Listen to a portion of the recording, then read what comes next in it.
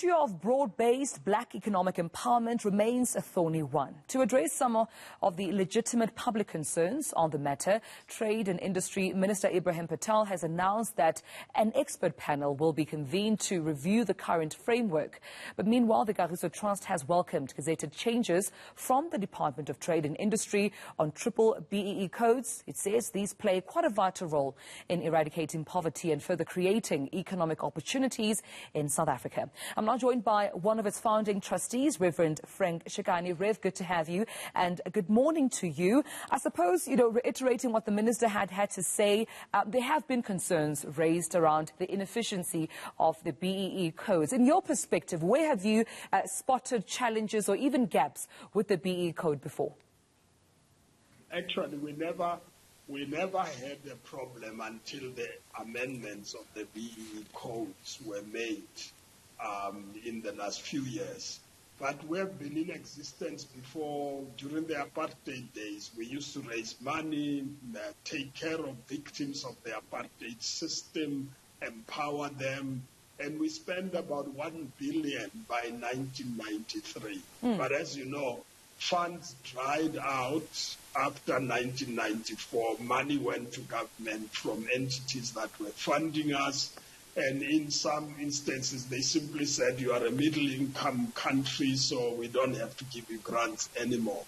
And so we then went into the investment strategy, first black empowerment wave. We then started an investment company to raise money to serve the people. And indeed, we succeeded. Second wave, we took advantage of it. Yeah. And so Kagiso Trust, for instance, and there are a number of similar entities, works on the basis of the dividends that come from our investments. And It was on a broad-based ownership scheme, which means we as trustees don't own the shares. It's the trust that owns the shares. And we use the shares to then do what we are doing in the Free State, for instance, where the results have become better, leading province. We are busy with Skukuni and other places. We do socio-economic development. So the beneficiaries are a class of black beneficiaries. And that's what the minister is defining.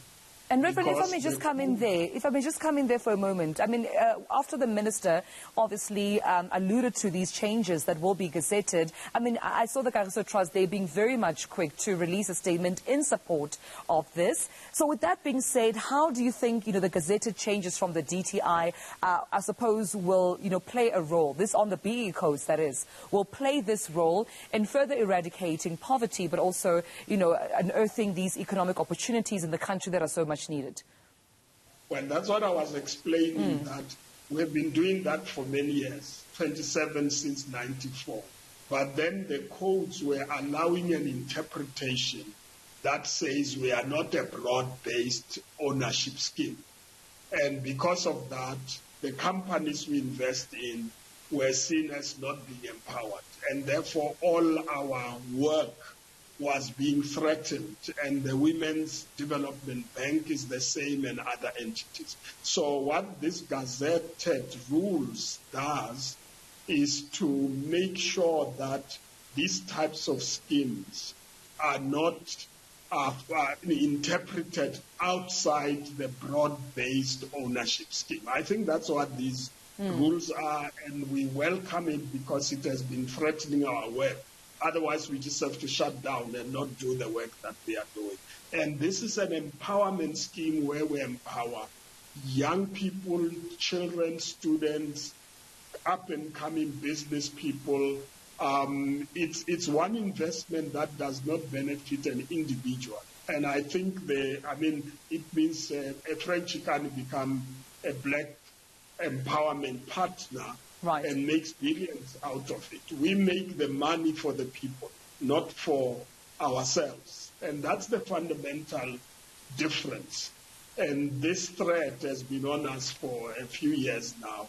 And this gazette removes that threat to enable us to serve poorer communities. We go to rural areas like Skuni or in the Free State in rural areas to take care of the poorest of the poor, to make them benefit out of the black empowerment processes rather than benefiting the leaders. Okay, Reverend, we have to leave it there due to time, but thank you so much for sharing your views. Kagiso Trust Trustee Reverend Frank Chekani.